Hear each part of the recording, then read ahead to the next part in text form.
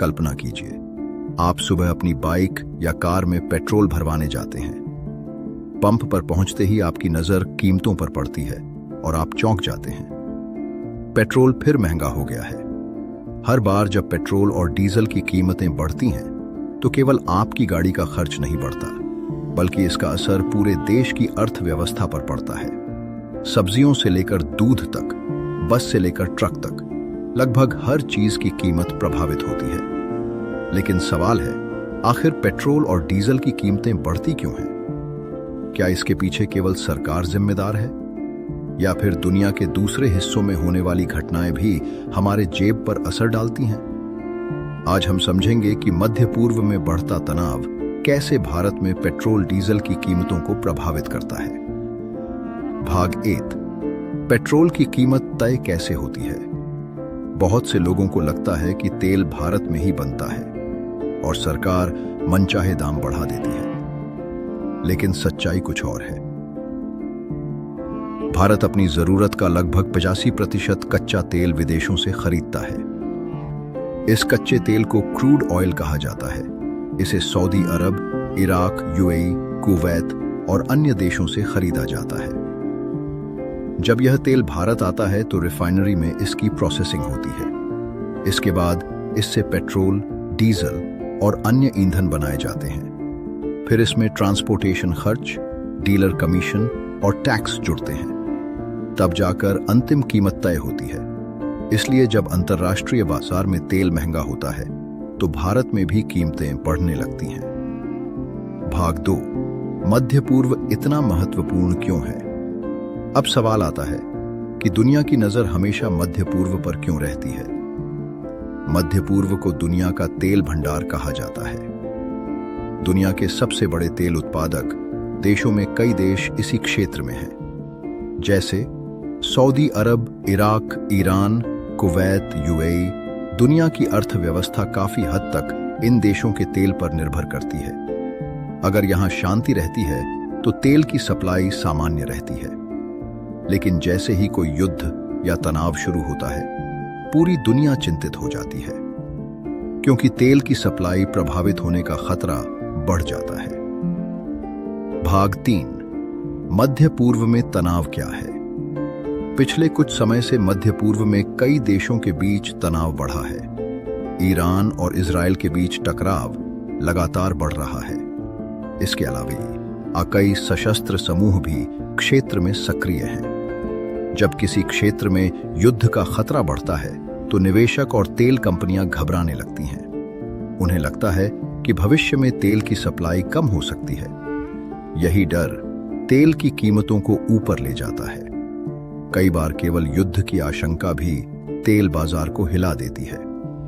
भाग 4, हॉर्मुज जलडमरू मध्य का रहस्य। अब बात करते हैं उस जगह की जिसका नाम शायद आपने कम सुना हो। हॉर्मुज जलडमरू मध्य, यह दुनिया का सबसे महत्वपूर्ण समुद्री मार्ग माना जाता है।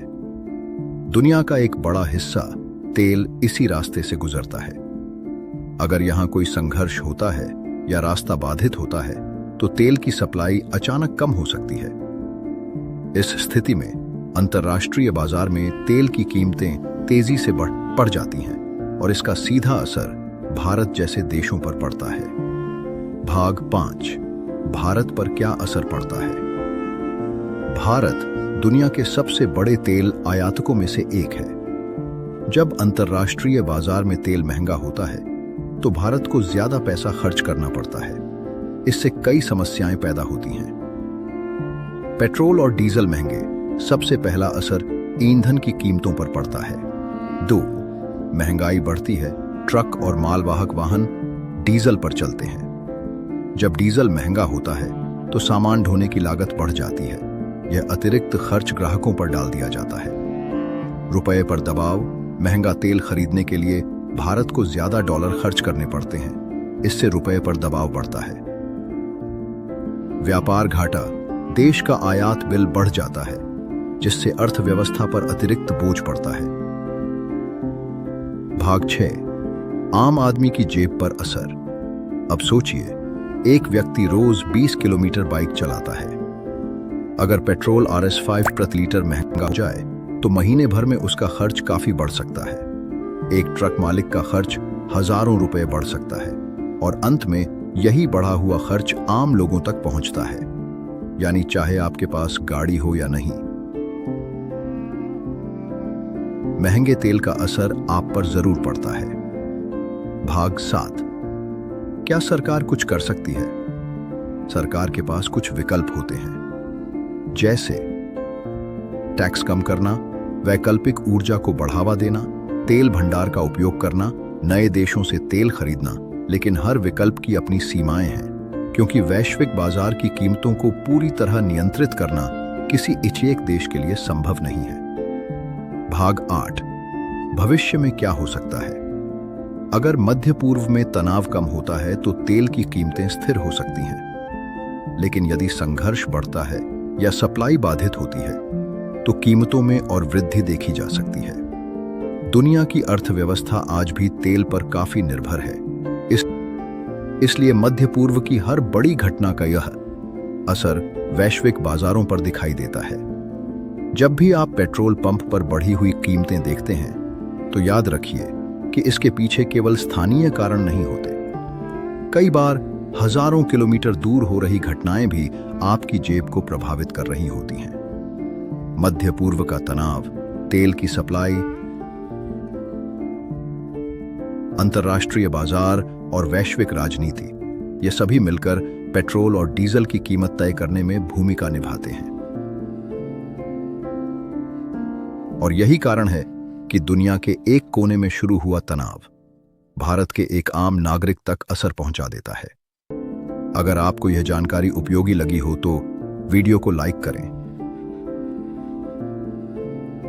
चैनल को सब्सक्राइब करें और कमेंट में बताएं, क्या आपको लगता है कि भविष्य में पेट्रोल और डीजल की कीमतें कम होंगी या और बढ़ेंगी?